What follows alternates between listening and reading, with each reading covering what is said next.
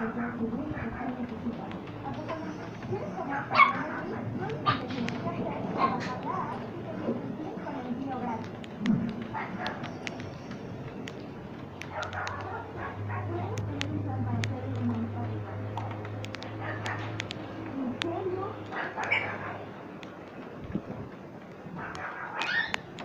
los japoneses, esto puede representar la práctica de compras, de producción.